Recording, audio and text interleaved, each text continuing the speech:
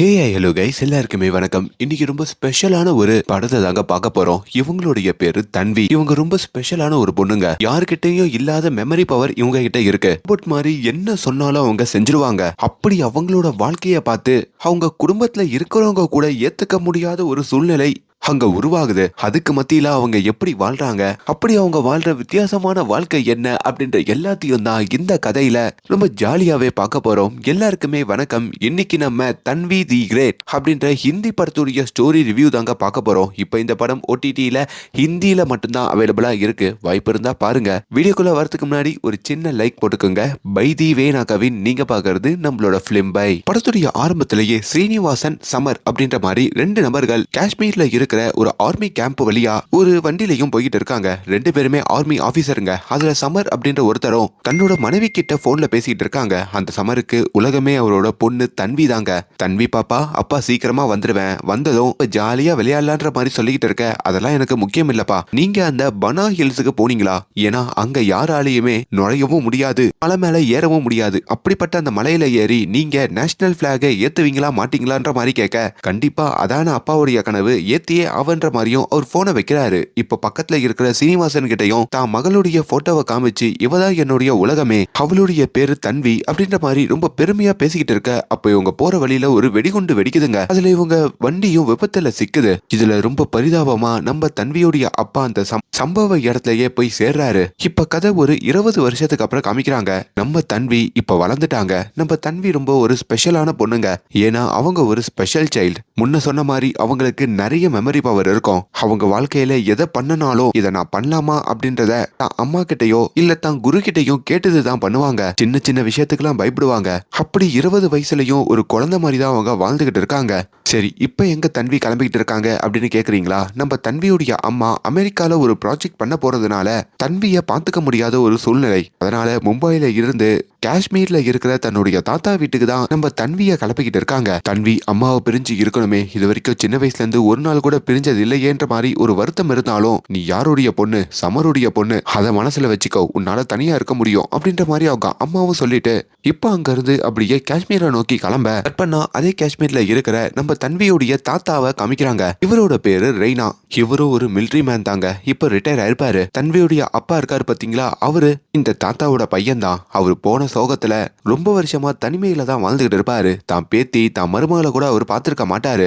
இப்ப கூட ரோட்ல தேவையில்லாம சின்ன பசங்க கூட சண்டை போட்டுக்கிட்டு இருக்க. அப்ப அந்த பக்கமா நம்ம தன்வி அவங்க அம்மாவோட வராங்க. தன்வியோட அம்மாவும் தான் மாமனாரோடைய நிலைமைய பார்க்க தான் மாமனார் காலில் விழுந்து ஆசீர்வாதம் வாங்கிட்டு அங்கிருந்து வீட்டுக்கு கூட்டிட்டு போறாங்க. அப்பதான் அந்த தாத்தாவும் தான் பேத்திய முதல் வாட்டி பார்க்க அவருக்கு பெரிய சந்தோஷங்க. தன்வின்னு சொன்னதும் நம்ம ஹீரோயினுமே அங்க பயந்துகிட்டு கார்ல போய் ஒரு இடத்துல உக்காந்துக்கிறாங்க. இப்போ வீட்டுக்கு வந்ததுக்கு அப்புறம் கூட அந்த கார்ல இருந்து அவங்க இறங்காம எட்டி பார்த்துக்கிட்டு இருக்க. வெய்யா எப்படி இருக்கா, ரொம்ப வித்தியாசமா இருக்காளே அப்படின்ற மாதிரி அவங்க தாத்தாவும் கேட்க, அவ கொஞ்சம் ஸ்பெஷல் சைல்டு, அப்படிதான் வளர்ந்துருக்கான்ற மாதிரி அவங்க அம்மா சொன்னதும் அவர் ஒரு மாதிரி ஆகுறாரு. கொஞ்ச நேரத்திலேயே வீட்டு கதவை திறந்துட்டு உள்ள கூப்பிடுறாரு. நம்ம தன்விக்கு வாசப்படிய கூட கிராஸ் பண்ண தெரியாதுங்க.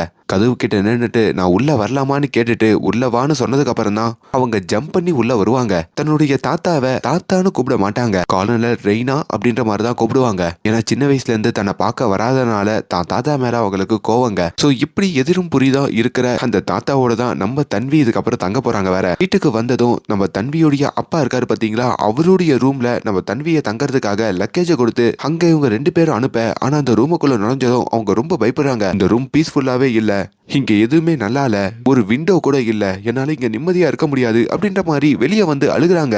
உடனே பக்கத்துல நம்ம ஹீரோயினுடைய அம்மா வந்து அவங்கள சமாதானப்படுத்தி, ஒண்ணு இல்லம்மா, என்னுடைய ரூம்ல நீ தங்கிக்கலாம், ஒண்ணு இல்லன்னு சொல்லி பக்கத்துல இன்னொரு ரூம்ல அவங்கள தங்க வைக்க. அங்க ஒரு ஜன்னல் இருக்குங்க. அதை பார்த்ததும் நம்ம ஹீரோயின் கொஞ்சம் சாந்தமடைய. இதை எல்லாமே அந்த தாத்தா பாக்குறாருங்க. என்னடா இது, 20 வயசுல ஒரு வயசுக்கு வந்த பொண்ணா இப்படி நடந்துக்கிறது, குழந்தை மாதிரி இருக்காளேன்ற மாதிரி அவருக்கு மனசெல்லாம் ஒரு மாதிரி துடிச்சு போகுது. இவளையா நம்மள பாத்துக்கணும் அப்படின்ற மாதிரி அவருக்குள்ளேயும் ஒரு எண்ணம் வருது. இருந்தும் பேத்தி தானன்னு சொல்லி ராத்திரி தன்விக்கு பிடிச்ச மாதிரி நிறைய உணவுகளை அவர் சமைக்கிறாரு. ஆனா தன்வி சைவம் மட்டுமே சாப்பிடுவாங்க. அதுவும் சைவத்திலேயே குறிப்பிட்ட உணவை தான் சாப்பிடுவாங்க. அதை அவங்க டிஃபன் பாக்ஸையே எப்பவுமே போட்டு வச்சுப்பாங்க. அதையுமே அவங்க ஓபன் பண்ணி சாப்பிட சாப்பிட அது அவருக்கு பெரிய மொக்கையா ஆகுதுங்க. தன்விக்கு பேன் கேக்ஸ்னா ரொம்ப பிடிக்குங்க. அது எப்பவுமே எடுத்துப்பாங்க. சரி பேத்திக்கு பாசமா ஊட்டி விடலான்னு தாத்தா பக்கத்துல வந்து கொஞ்சம் பாயாசத்தை கொடுத்தா எனக்கு இனிப்பா கொடுக்குறேன்னு சொல்லி அதை தட்டி வேற விட்டுருவாங்க. இதுல இன்னும் அவருக்கு எரிச்சல் அதிகமாகுது. கொஞ்ச நாள்லயே நம்ம ஹீரோயினுக்கு இந்த மியூசிக்னா ரொம்ப பிடிக்கும்ன்ற மாதிரி தெரிஞ்சுக்க ஊருக்குள்ள எனக்கு தெரிஞ்சு ஒரு பாட்டுவாதியார் இருக்காரு, அவர்கிட்ட நான் உனக்கு கிளாஸ்ல சேர்த்து விடுறேன் அப்படின்ற மாதிரி இப்ப நம்ம தன்விய அவர் தாத்தாவும் கூப்பிட்டுக்கிட்டு அந்த பாட்டுவாதியார் வீட்டுக்கு வராரு. அந்த பாட்டுவாதியார் கொஞ்சம் நளினமா இருப்பாருங்க. என்னையா ஆர்மிக்காரரு பேத்திக்கு பாட்டு கத்து கொடுக்கணும்னு போன் பண்ண, எங்க உன் பேத்தி? இதோ இவதான் என் பேத்தி. ஆஹா எவ்வளவு பெரிய பொண்ணா இருக்காளே, நான் சின்ன பசங்களுக்கு தானே பாட்டு கத்து கொடுப்பேன். ஐயோ பாக்கிறதுக்கு தான் பெரிய பொண்ணு, ஆனா பண்றதுலாம் சின்ன புள்ளத்தனமா தான் இருக்கும். நீ ஒரு வாட்டி அவளை உள்ள விட்டு பேசி பாரு அப்படின்ற மாதிரி இப்ப அவகிட்ட பேசவும் வைக்கிறாங்க. அங்க தன்வியும் ரொம்ப சின்ன பொண்ண மாதிரி நடந்துக்க, என்னையா இது நான் சொல்லி கொடுக்குற சின்ன பசங்களை விட இவ ரொம்ப சின்ன புள்ளத்தனமா பேசுறா, நான் சொல்லி கொடுத்தா ஏறுமான்னு கேட்க தன்வியோட அம்மாவும் அதெல்லாம் நல்லாவே மனப்பாடம் பண்ணிப்பா. அவர் ரோபோட் மாதிரி சொன்னதை எல்லாமே ரிப்பீட் பண்ணுவா, புரிஞ்சுப்பான்ற மாதிரி சொல்றாங்க. அப்படியா எவ்வளவு பிரைட்டான ஸ்டூடெண்டா, செக் பண்ணி பார்த்துலாமேன்னு சொல்லி அவரும் சில சங்கீதத்தை சொல்லி கொடுக்குறாரு. அதையுமே நம்ம தன்வி ரொம்ப அழகாவே ரிப்பீட் பண்ண அதுல பாட்டுவாதியாருக்கும் தன்வியை ரொம்ப பிடிச்சு போகுதுங்க. ஆனா தன்வியோடைய நடவடிக்கை இது எல்லாத்தையும் பார்த்து தன்வியோட தாத்தாவால பொறுக்க முடியல. பேத்தி எப்படி எப்படியோ இருப்பான்னு நினைச்சா ஒரு வயசு பொண்ணா இருந்துகிட்டு குழந்தை மாதிரி பிஹேவ் பண்றா. இவ இப்படி இருந்தானா இங்க என்னுடைய மானம் கப்பல் ஏறிடும். நான் ஒரு ஆர்மியோட கேப்டனா இருந்து ரிட்டையர் ஆகி கௌரவமா வாழ்ந்துகிட்டு இருக்கேன், என்னாலலாம் இவளை பாத்துக்க முடியாதுன்னு சொல்ல ஹீரோயினோட அம்மாக்கும் கோவம் வருது. நீங்களே இப்படி சொன்னா எப்படி, நீங்க அவளுடைய தாத்தா, அத மனசுல வச்சுக்கோங்க. என் போனதுல இருந்து நான் என் கனவை எல்லாத்தையும் மூட்டை கட்டி வச்சுட்டு தன்வியை மட்டும்தான் இத்தனை வருஷம் பாத்துக்கிட்டேன். இப்போ என் கனவை மறுபடியும் அடையறதுக்கு ஒரு சின்ன ஆப்பர்ச்சுனிட்டி கிடைச்சிருக்கு. ஆனா அதையும் எந்த ஒரு உதவியும் பண்ணாம எல்லாரும் சேர்ந்து முடக்க பாக்குறீங்களா அப்படின்ற மாதிரியா அவங்க சொல்றாங்க. இதை கேட்கும் போது அந்த தாத்தாவோட மனசு லைட்டா மாறுது. இப்ப நாளைக்கு நம்ம ஹீரோயினோட அம்மா அமெரிக்காவுக்கு கிளம்ப வேண்டி இருக்குங்க. தான் மக கிட்டையும் தாத்தாவோட பேச்சை கேட்டுக்கிட்டு கப்பு சிப்புன்னு இந்த வீட்டுல இருக்கணும் சரியான்ற மாதிரி சொல்ல இப்ப அவங்களும் அப்படியே சோகமா அம்மாவை மிஸ் பண்ற மாதிரி மேல சாஞ்சிக்கிறாங்க. கட் பண்ணா அடுத்த நாள் இந்த தாத்தா ஒரு மேஜரை பார்க்க வராரு. இந்த மேஜர் இந்த தாத்தாவுடைய பெஸ்ட் ஃப்ரெண்டுங்க. இவங்க எப்பெல்லாம் மீட் பண்ணிக்கிறாங்களோ அப்பெல்லாம் அவங்க குடும்பத்துல நடக்கிற விஷயத்த பத்தி ஷேர் பண்ணிப்பாங்க. அப்படி இந்த தாத்தா தான் மருமக கிட்ட பேசினது பெரிய தப்புன்ற மாதிரியும் புரிஞ்சுக்கிட்டு நம்ம பேத்தியவே நம்ம இப்படி சொல்லியிருக்க கூடாது, அவ எவ்வளவு ஸ்பெஷலா இருந்தாலும் நம்ம பேத்தி தான் அப்படின்ற மாதிரியும் அங்க உணர்றாரு. அந்த ராத்திரியே ஊருக்கு கிளம்புறதுக்கு முன்னாடி நம்ம ஹீரோயினோட அம்மா கிட்டையும் வந்து மன்னிப்பு கேட்கிறாரு. நீ கவலைப்படாத, உன் வேலையை போய் நிம்மதியா பாத்துட்டு வா. தன்விக்கு தாத்தாவா மட்டும் இல்ல அப்பாவாவும் இருந்து நான் அவளை பத்திரமா பாத்துக்கிறேன்ற மாதிரியும் அவர் ப்ராமிஸ் பண்ணி கொடுக்க இப்ப அந்த சந்தோஷத்தோடய அடுத்த நாள் நம்ம ஹீரோயினோட அம்மாவும் அங்க இருந்து கிளம்புறாங்க. ஹீரோயினுமே முன்னாடி வந்து நிக்க ஒரு ரோபோட் மாதிரி தான் ஹீரோயின் நடந்துப்பாங்கன்னு சொன்ன பாத்தீங்களா, அப்படி அம்மா கிட்ட நான் உங்களை கட்டி பிடிக்கலாமான்னு பர்மிஷன் கேட்டதுதான் அங்க கட்டி பிடிச்சிட்டு நல்லபடியா போயிட்டு வாங்கன்னு சொல்லியும் வீட்டுக்குள்ள வந்து ரொம்ப ஃபார்முலா பாய் சொல்றாங்க. ஆக்சுவலி இப்படி ஃபார்முலா இருக்கிறது தான் தன்வியோட பாசம். அதை புரிஞ்சுக்கிட்டு அவங்க அம்மா அங்க இருந்து கிளம்ப அவ்வளவுதாங்க. இப்ப இந்த தாத்தா தன்வி ரெண்டு பேரும் மட்டும் தான் வீட்டுல இருக்காங்க. தாத்தா வழக்கம் போல கடைக்கு போயிட்டு தன்னுடைய வீட்டுக்கு திரும்ப, ஆனா வீடே அங்க வேற மாதிரி அலங்கரிச்சு இருக்குங்க. அவரு வெளியில வச்சு வளர்க்கிற செடிகள் எல்லாத்தையுமே நம்ம தன்வி வீட்டுக்குள்ள எடுத்துட்டு வந்து அங்க அடுக்கி வச்சிருக்காங்க. எதுக்கு இப்படி மாத்தி வச்சிருக்கன்னு கேட்டதுக்கு இந்த பிளான்ஸ் எல்லாம் இருந்தாதான் நம்மளால சுவாசிக்க முடியும், அதனால்தான் அப்படின்ற மாதிரி ரொம்ப கூலா சொல்ல தாத்தாக்கு எரிச்சல் ஆகுது. அதுக்கப்புறம் ஒரு எலியும் பூனையும் மாதிரி தான் அந்த வீட்டுல வாழ்றாங்க. தன்வி ரொம்ப செலக்டடான வெஜிடேரியன் தான் சாப்பிடுவாங்க, பேன் கேக்ஸ் அதிகமா சாப்பிடுவாங்க. இவருக்கு சுகரு, எப்ப பார்த்தாலும் கேக்கே சமைக்கிறேன்னு சொல்லி அங்க ஒரு சண்டை. பாட்டு கிளாஸ்ல பாட்டுவாதியார் இருக்காரு பாத்தீங்களா, அவரு இப்ப தன்விக்கு ரொம்ப க்ளோஸ் ஆயிடுறாருங்க. ஆக்சுவலி தன்வியோடைய மனநிலையெல்லாம் புரிஞ்சுக்கிட்டு ரொம்ப ஜாலியாவே பழகுறாரு. தன்வியோட அம்மாவும் இப்ப ஊருக்கு போயிட்டு தான் பொண்ணுக்கு வீடியோ கால்லாம் பண்ணி எப்படி இருக்குன்ற மாதிரி விசாரிக்க அவங்களும் அவங்களுடைய வேலையை அமெரிக்கால பார்க்க ஆரம்பிக்கிறாங்க. ஒரு நாள் நம்ம தன்வி சூப்பர் மார்க்கெட்டுக்கு போயிருக்கும் போதோ மேலே இருக்கிற ஒரு பேன் கேக்ஸை, அதாவது மூணாவது இடத்துல இருக்கிற அந்த பேன் கேக்ஸை எட்டி எடுக்கிறாங்க. அதுல ஒரு பேன் கேக் வேற கீழே விழ அதை அந்த பக்கமா வர அந்த மேஜர் இருக்காரு பாத்தீங்களா, அவரு எடுத்து கொடுக்குறாரு. ஏமா கீழே இருக்கிறதே எடுக்கலாமே, இல்ல இல்ல கீழெல்லாம் எக்ஸ்பைரி ஆன பழைய பொருள் தான் வைப்பாங்க, அதான் மேலே எட்டி எத்த அப்படின்ற மாதிரி சொல்ல, ஏமா இது ஆர்மி குவார்டர்ஸ்மா, இங்க எல்லாமே புது ஐட்டமா தான் இருக்கும், யார் நீ அப்படின்னு கேட்கும் போது தான் அங்க பின்னாடி இந்த தன்வியோட தாத்தா ரெய்னா வந்து நிக்கிறாரு. என்னோட பேத்தி தான், அதான் முன்னாடியே சொன்னனே கொஞ்சம் டிஃப்ரெண்டானவ அப்படின்ற மாதிரி சொன்னதும் இப்ப அந்த கேப்டனுமே நம்ம தன்வி கிட்ட வந்து ரொம்ப தன்மையா பேசுறாரு. உங்களை ஆர்மில என்னன்னு கூப்பிடுவாங்கன்ற மாதிரி கேட்டதுக்கு என்ன செல்லமா டைகர்னு கூப்பிடுவாங்கன்னு அந்த மேஜர் சொல்ல, இதுக்கப்புறம் நானும் உங்களை டைகர்னு கூப்பிடுறேன்னு சொல்லிட்டு அங்கிருந்து தன்வி ஓடிடுறாங்க. இப்படி ஒரு வேலையில தான் இந்த மேஜர் இருக்காரு பாத்தீங்களா, அவருக்கு ஒரு கௌரவ வச்சு ஒரு விருது கொடுக்குறாங்க. அந்த ஃபங்க்ஷனையும் தன்வியும் உங்க தாத்தாவும் அட்டன் பண்ண போக இதெல்லாம் தன்வி ரொம்ப ஏக்கத்தோட பாக்குறாங்க. அங்க எல்லாரும் முன்னாடியோ மேஜர் உங்ககிட்ட நான் ஒரு டவுட் கேட்கலாமா அப்படின்ற மாதிரி எழுந்துக்க, என்ன டவுட், நீங்க ரொம்ப தைரியசாலியா? ஆமா, அதுல என்ன சந்தேகம், அதனாலதான் இந்த அவார்டு கொடுத்தாங்களா? ஆமா, அப்போ எங்க அப்பா தைரியசாலி இல்லையா அப்படின்ற மாதிரி கேட்க, ஏப்பா அப்படி கேட்கிற? இல்ல, எங்க அப்பா இந்த நாட்டுக்காக பாடுபடும் போதுதான் ஒரு குண்டு வெடிப்புல போய் சேர்ந்துட்டாரு. நான் அவருக்கு எந்த ஒரு மரியாதையும் அவார்டையும் கொடுக்கலையே. அதான் கேக்குறேன், எங்க அப்பா தைரியசாலி இல்லையான்னு கேட்க, இத பக்கத்துல இருந்து கேக்குற தன்வியோட தாத்தாவான இந்த ரெய்னாக்கும் கண்ணீர் வந்துருது. ஆமாங்க, அவரோட பையனுக்கு எந்த ஒரு மரியாதையும் கொடுக்காம தான் அங்க புதைச்சிருப்பாங்க. அதை நினைச்சு பார்த்தோம் அவர் ரொம்ப வருத்தப்படுறாரு. அதுக்கப்புறம் அந்த இடத்துல இருக்கிற ஒரு மரத்துக்கிட்டையும் கூட்டிட்டு போக, உங்க அப்பா போய் சேர்ந்ததுக்கு அப்புறம் அவருடைய ஞாபகமா அவர் கூடயே இறந்து போன ஒரு 3 பேருக்கு ஒரு மரம் வச்சாங்க. அந்த மரத்துக்கு அவங்க பேரையும் வச்சாங்க. இது உங்க அப்பாவோட பேர் கொண்ட மரம்னு சொல்ல, அங்க தன்வியும் தான் அப்பாவை நினைச்சுக்கிட்டு அந்த மரத்தை கட்டி அணைச்சிக்கிறாங்க. அதுக்கப்புறம் தன்வி தான் அப்பாவுடைய லேப்டாப்ல இருக்கிற சில வீடியோஸ் எல்லாம் பார்க்க, அதுல அவங்க குழந்தையா இருக்கும் போது கேக் வெட்டுறது, அவங்க அப்பா ரொம்ப பாசமா அவங்க கிட்ட பேசினது, முக்கியமா அவங்க அப்பா பனா ஹில்ஸ் அப்படின்ற மாதிரி ஒரு ஹில்ஸ்ல போயிட்டு யாருமே ஏத்த முடியாத நேஷனல் பிளாக் அங்க ஏத்தணுன்ற மாதிரிலாம் சொல்லியிருப்பாங்கல்ல, அதையும் தன்வி கவனிக்கிறாங்க. அதையெல்லாம் பார்க்க தான் அவங்களுக்கு ஒரு எண்ணம் வருது. அதாவது நம்ம அப்பாவால ஏத்த முடியாத அந்த கொடியை நம்ம ஏத்தணும், நம்ம அந்த ஹில்ஸுக்கு போகணும், அதுக்கு நம்ம ஒரு ஆர்மியில சேரணும்ன்ற மாதிரியும் அங்க முடிவு பண்ண. ஆல்ரெடி இவங்க ரொம்ப ஸ்பெஷல் சைல்டு. ஆனா இவங்களால ஆர்மியில சேர முடியுமா? பொறுத்து இருந்து பார்ப்போம். இப்போ அவங்களுடைய கனவை ராத்திரி 2 மணிக்கு தன்னுடைய தாத்தாவை எழுப்பி சொல்ல, என்ன ராத்திரியில எழுப்பி ஆர்மிக்கு போறேன்னு சொல்றா, ஏதோ கனவு கண்டுருவா போல இருக்குன்ற மாதிரி தாத்தாவும் தூங்கிடுறாரு. இப்போ அடுத்த நாள் காலையில தன்வியும் 6 மணிக்கெல்லாம் எழுந்து, தாத்தா வாங்க ஜாக்கிங்க்கு போலான்ற மாதிரி கூப்பிடுறாங்க.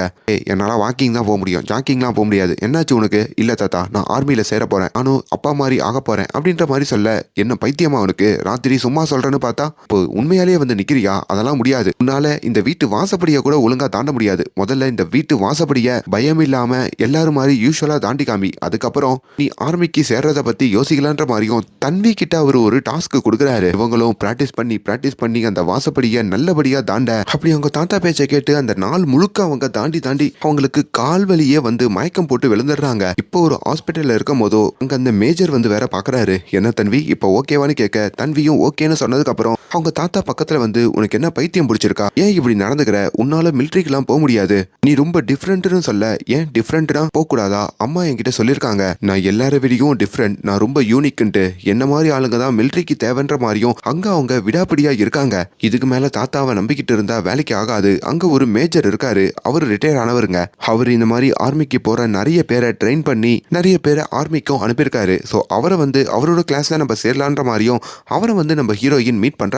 அவர் தான் நம்ம அரவிந்த் சாமி இருக்காரு பாத்தீங்களா, அவருங்க. இவரோட பேரு மேஜர் சீனிவாசன். அங்க சீனிவாசன் மத்தவங்களுக்கு பிராக்டிஸ் கொடுத்துட்டு இருக்கும் போதோ தன்வி தேவையில்லாம வந்து டிஸ்டர்ப் பண்ண, அடே யாருப்பா அது சும்மா டிஸ்டர்ப் பண்ணிக்கிட்டே இருக்கா, என்னமா வேணும் உனக்கு, என்ன உனக்கு பிரச்சனைன்ற மாதிரி கேட்க, நான் ஆர்மிக்கு போகணும், நீங்க தான் எனக்கு உதவணுன்ற மாதிரி அங்க தன்வி அவங்களுடைய பாடி லாங்குவேஜ்ல சொல்ல, அதை பார்க்குற இவருக்கு சிரிப்பு தாங்க வருது. உன்னாலலாம் ஆர்மிக்கு போக முடியாது, அதெல்லாம் மறந்துடுன்னு சொல்ல தன்வி எமோஷனல் ஆகுறாங்க. எங்க அப்பாவும் ஒரு ஆர்மிக்காரர் தான், ஏன் என்னால ஆக முடியாதா? எங்க தாத்தா கூட ஆயிருக்காரு அப்படின்ற மாதிரி சொல்ல, அப்படியா உங்க அப்பாவோட பேர் என்னன்னு கேட்கும் போதோ சமர்னு சொல்றாங்க. அந்த பேரை கேட்டதும் இந்த மேஜர் சீனிவாசன் சென்டிமெண்ட் ஆகுறாரு, சமருடைய பொன்னானின்னு அப்படின்னு. தன்வி மேலேயும் ஒரு சென்டிமெண்ட் ஆகி, உன்னை நான் இந்த கிளாஸ்ல சேர்த்துக்கிறேன் அப்படின்ற மாதிரி சொன்னதும் தன்விக்கும் பெரிய சந்தோஷம். எங்க அப்பா உங்களுக்கு தெரியுமா அப்படின்னு கேட்டதும் சீனிவாசனும் ஒரு சம்பவத்தை நினைச்சு பாக்குறாரு. ஓப்பனிங் சீன்ல இந்த சமரோட இந்த சீனிவாசன் அந்த வண்டியில போகும்போது அந்த குண்டு வெடிப்பு நடந்திருக்கோம்ல, அதுல ஒரு பிரிட்ஜ்ல இருந்து அந்த வண்டியும் கீழே விழுந்திருக்கும். சமர் சீனிவாசன் 2 பேருமே அந்த வண்டியில மாட்டிருப்பாங்க. சீனிவாசன் கால் உடைஞ்சு படுத்திருப்பாரு. சமர் தப்பிக்கிறதுக்கான ஆப்பர்ச்சுனிட்டி கிடைச்சோம் தன்னோட உயர் அதிகாரியான சீனிவாசனை அந்த வண்டியில இருந்து காப்பாத்திட்டு அவர் அந்த வண்டியிலேயே போய் கீழே விழுந்து போய் சேர்ந்திருப்பாருங்க. அப்படி சீனிவாசன் உசுர காப்பாத்தின சமர் மேல இப்ப வரைக்குமே சீனிவாசனுக்கு மரியாதை இருக்கும்.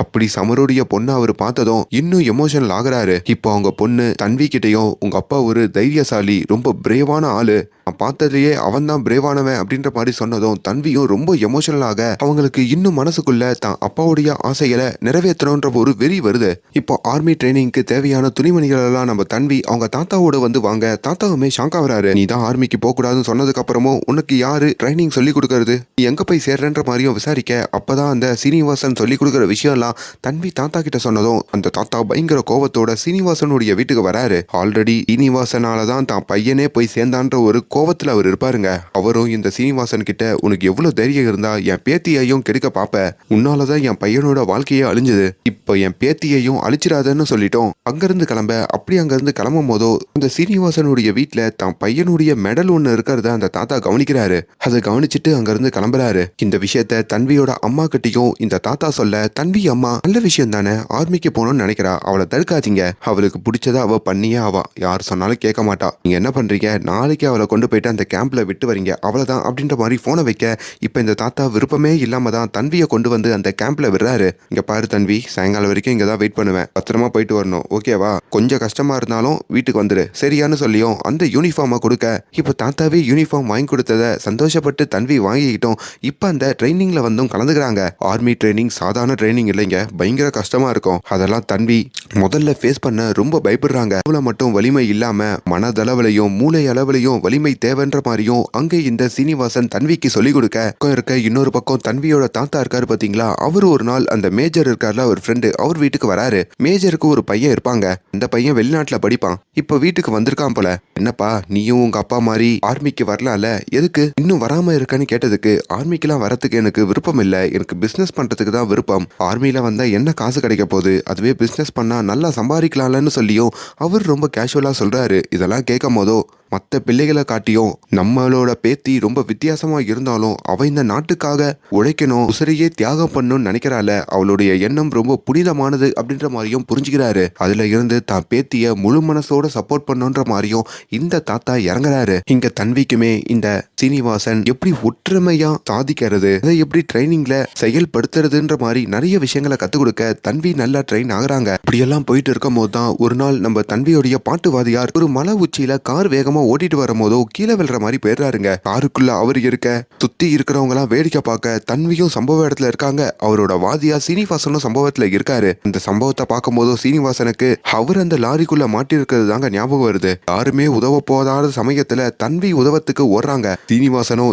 எங்க தான் அப்பா மாதிரியே அவளும் போய் சேர்ந்துட போறான்னு சொல்லி தன்வியை தடுத்து நிப்பாட்டி இங்க இருந்து நவராத, இது என்னுடைய கமாண்ட்ன்ற மாதிரி அவர் சொல்ல, நான் தன்வி அதை கேட்காம மனுஷன் உசுறுதான் முக்கியம்னு சொல்லி தான் உசுரையே மதிக்காம அந்த பாட்டுவாதியாரையும் கார்ல இருந்து காப்பாத்துறாங்க. ஒரு வழியா காரு கீழே போற சமயத்துல தன்விய வந்து நம்ம சீனிவாசன் காப்பாத்தி வெளியே கூட்டிட்டு வர சுத்தி இருக்கவங்க எல்லாம் பாராட்டினாலும் சீனிவாசனால அக்செப்ட் பண்ண முடியல. தன்வியோட அப்பா சமரதான் நம்ம கண்ணு முன்னாடி பறி கொடுத்துட்டோம், இந்த தன்வியையும் இது மாதிரி பறி கொடுக்க வேண்டாம், இவ ரொம்ப நல்ல குழந்தை, இவ நல்லா வாழணும், அதுக்காக இவளுக்கு இந்த ஆர்மிலாம் செட் ஆகாதுன்னு சொல்லியும் இதுக்கப்புறம் நீ ட்ரைனிங்கே வர வேண்டாம், ட்ரைனிங்கோட முக்கியமான பங்கே கமாண்டரோடைய கமாண்டர் நீ கேட்கணும், அதையே நீ மீறிட்டேன்னு சொல்லியும் தன்வியை அந்த இடத்த விட்டு அனுப்புறாரு. இதுல தன்வி உடஞ்சு போறாங்க. தன்னுடைய தாத்தா கிட்டையும் வந்து சொல்ல, இது வரைக்கும் எந்த தாத்தா தன்விக்கு சப்போர்ட் பண்ணாம பயந்துகிட்டு இருந்தாரோ இப்போ அவரே இந்த சீனிவாசன் கிட்ட வந்து பேசுறாரு. அவரை சமாதானப்படுத்தி தன்வியை ட்ரைனிங்க்கு சேர்த்துக்கவும் சொல்றாரு. ஆனா சீனிவாசனோ ட்ரைனிங்க்கு நான் கொடுக்க வேண்டிய எல்லாத்தையும் தன்வி கத்துக்கிட்டா, அதுக்கு மேலேயும் கத்துக்கிட்டா, இதுக்கப்புறம் அவ எக்ஸாம்ல போய் பாஸ் ஆக வேண்டியது மட்டும்தான் மிச்சம். அட்வைஸ் என்னன்னா அவ ஆர்மிக்கு போகாம இருக்கிறதே நல்லதுன்ற மாதிரியும் இவரு சொல்ல, இவரோட அம்மா இருக்காங்க பாத்தீங்களா, அவங்களுமே அமெரிக்கால வேலையெல்லாம் முடிச்சு இப்ப ஊருக்கு திரும்புறாங்க. அங்க ஒரு பெரிய மாற்றத்தை கவனிக்கிறாங்க. தன்வி ஆர்மிக்கு போகணும் அப்படின்ற ஒரு லட்சியத்துல அவங்களோட முடி கூட அவங்களுக்கு டிஸ்டர்பா இருக்குன்னு சொல்லி அவங்க முடிய கிராப் வெட்டிக்கிறாங்க. பாக்குறதுக்கு ரொம்ப மெச்சூர்டா இருக்காங்க. அம்மா கிட்டையும் ரொம்ப மெச்சூர்டா பேச அதெல்லாம் பார்க்கும் போதோ அவங்க அம்மாவுக்கும் பெரிய சந்தோஷம் வருதுங்க. தன்வியோட தாத்தா அவளை நல்ல விதமா பாத்துக்கிட்டாருன்ற மாதிரியும் அவங்க மாமனார் மேலேயும் ஒரு மரியாதை வருது. இப்ப தன்வி இந்த ஆர்மிக்கான எக்ஸாம் எழுதுறதுக்கு கிளம்புறதுக்கு முன்னாடி தன்னுடைய வாதியார் அந்த சீனிவாசன் கிட்டேயே வந்து ஆசீர்வாதம் வாங்கிட்டு போறாங்க. இப்போ உண்மையான ஆர்மி கேம்புக்கு வர அங்க இருக்கிற எல்லா எக்ஸாமையும் அவங்க அட்டென்ட் பண்றாங்க. எல்லாத்துலயும் அவங்க முதல் பரிசு வராங்க. இப்ப கடைசி ரவுண்டு அந்த இன்டர்வியூ வருதுங்க. மற்ற ஸ்டூடெண்ட்டுக்கெல்லாம் அந்த இன்டர்வியூ எப்படி அட்டென்ட் பண்ணணும், எப்படி ஃபேஸ் பண்ணணும்னு சொல்லி எல்லாத்தையுமே தன்வி சொல்லி கொடுக்க அட்லாஸ்ட் அவங்க இப்ப இன்டர்வியூ டேபிளுக்கு வந்து உட்கார்றாங்க. தன்வியோடைய சுபாவத்தை அவங்க பேசுற விதத்தெல்லாம் பார்க்கும் போதோ அவங்க ரொம்ப ஸ்பெஷல், ரொம்ப டிஃப்ரெண்டானவங்க அப்படின்ற மாதிரி அங்க இருக்கிற எல்லாருமே புரிஞ்சுக்க, இப்படி டிஃப்ரெண்டான ஒரு பொண்ணு பையன் யாராயுமே ஆர்மியில சேர்த்துக்க முடியாது அப்படின்ற ஒரு ரூலும் இருக்குங்க. அதையுமே அங்க இருக்கிறவங்க எல்லாம் சொல்றாங்க. ஆனா தன்வியால அதை புரிஞ்சுக்க முடியல.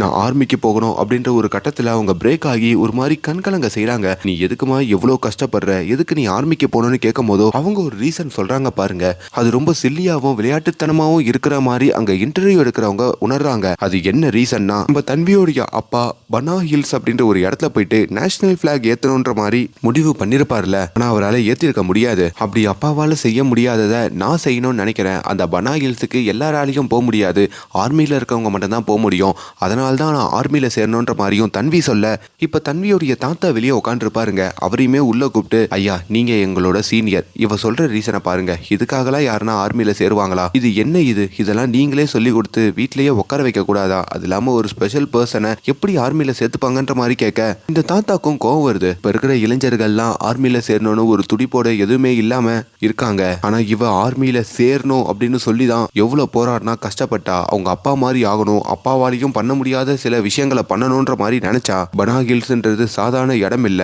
பார்டர்ல இருக்கிற ஒரு இடம். அங்க போய் நேஷனல் பிளாகை ஏத்துறதும் சாதாரண விஷயம் இல்ல. அப்படி ஏத்தணும்னா எதிரிக்கு நம்ம கொடுக்கிற வார்னிங் மாதிரி, நம்ம எல்லைய நம்ம புடிச்சிட்டோம்னு சொல்றது மாதிரி அதை அவ பண்ணணும்னு நினைக்கிறானா, அதுவும் ஆர்மியில செய்யற ஒரு மிகப்பெரிய சம்பவம் தான். அதை நீங்க புரிஞ்சுக்கல, அவ ஸ்பெஷலா இருக்கிறதுனாலயே நீங்க ஒதுக்குனீங்கன்னா அவளுடைய எஃபெக்ட்டுக்கு என்ன பொருள் அப்படின்ற மாதிரி நிறைய கேள்வி கேட்கிறாரு. ஆனா எப்படி பார்த்தாலும் இது சாத்தியம் இல்லைன்னு மட்டும் ஒரு விஷயம் ப்ரூஃப் ஆகுதுங்க. அது மூலயமா இப்ப நம்ம தன்வியால ஒரு ஆர்மி உமனா ஆக முடியாமையே போகுது. ஆனாலுமே நம்ம தன்வியோடைய தாத்தா அவருடைய பவரை யூஸ் பண்றாரு. தன்வியோட தாத்தா ஆல்ரெடி ஆர்மியில இருந்தவர் அப்படின்றதுனால இந்த பனா ஹில்ஸோடைய பேஸ் கேம்ப் வரைக்கும் அவரால் ஆக்சஸ் பண்ண முடியுங்க.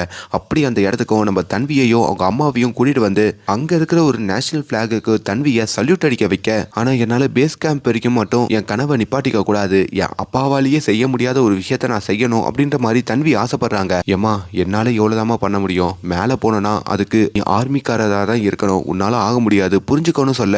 ஆனா தன்வி அடம் பிடிக்கிறாங்க. அப்பதான் அந்த இடத்துக்கு மேஜர் வராருங்க. யாரு? இந்த தாத்தாவுடைய ஃப்ரெண்டு. அவரு தன்னோட பையன் ஒரு ஆர்மிக்காரனா ஆகணும்ன்ற மாதிரி நினைச்சிருப்பாரு. ஆனா அவன் பிசினஸ் பண்ண போறேன் இது பண்ண போறேன்ற மாதிரி பேசி அவரை அப்செட் ஆக்குறதுனால நம்ம தன்விக்கு உதவணும்னு நினைக்கிறாரு. அதனால தன்வியோட ஆசையை நிறைவேற்றத்துக்காக அந்த மலை உச்சிலையும் அவர் கொண்டு போய் விடுறாரு. அப்படி அந்த இடத்துல ஒரு டீமே இருக்குங்க. அந்த டீமோட சேர்ந்து நம்ம தன்வி எப்படின்னா அந்த பனா ஹில்ஸை அடைஞ்சிடணுன்ற மாதிரி ஒரு பிளானை போட்டு அந்த ஹில்ஸையும் வந்து அடைகிறாங்க.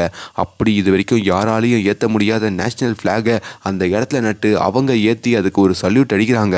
இப்போ அது உலகம் முழுக்க, இந்தியா முழுக்க எல்லா இடத்துலையும் பரவுது. எல்லாருமே நம்ம தன்வியை பற்றி தாங்க பேசுகிறாங்க. அவங்களுக்கு இருக்க தேசப்பற்றும் அவங்க அப்பாக்காக அவங்களால முடியாத ஒரு விஷயத்தையும் முடிச்சு காட்ட விதத்தை பற்றியும் பேச. ஸோ வாழ்க்கையில யாருமே டிஃப்ரெண்டா இருக்காங்க, இது அவங்களால முடியாது, இது அவங்களுக்கு வராது அப்படின்றத இங்க சொல்ல முடியாது. தொடர்ந்து யாரு ஒரு விஷயத்த முயற்சி பண்ணிக்கிட்டே இருந்தாலும் அது அவங்களால சாதிக்க முடியும் அப்படின்றதுக்கு தன்வியே ஒரு மிகப்பெரிய எக்ஸாம்பிள் அப்படின்றதையும், இது சாதாரண கதை இல்லை, இது எல்லாமே ஒரு உண்மை சம்பவத்தை அடிப்படையா வச்சுதான் எடுக்கப்பட்டிருக்கு அப்படின்றதையும் கடைசியில காமிப்பாங்க. இந்த இருக்காங்க பாத்தீங்களா, இவங்க தாங்க இப்போ உண்மையான தன்வி. இப்போ படத்துல காமிச்ச தன்வி ஒரு காஃபி கடையில வேலை பார்த்துட்டு இருக்கும் போதோ இந்த சம்பவத்தை பண்ண உண்மையான தன்வி வந்து அங்க அந்த காஃபியை வாங்குற மாதிரியும், அப்படி இந்த படத்தோட கதை முடிகிற மாதிரியும் அங்க காமிப்பாங்க. ரொம்ப ஜாலியா ரொம்ப மோட்டிவேஷனலா ஒரு படம் பார்க்கணும்னு தோணுச்சுன்னா ஜஸ்ட் இந்த படத்தை ட்ரை பண்ணி பாருங்க. அண்ட் மேலும் இந்த மாதிரியான வீடியோஸை தொடர்ந்து பார்க்கறதுக்கு நம்மளோட சேனலை சப்ஸ்கிரைப் பண்ணுங்க. Thank you so much.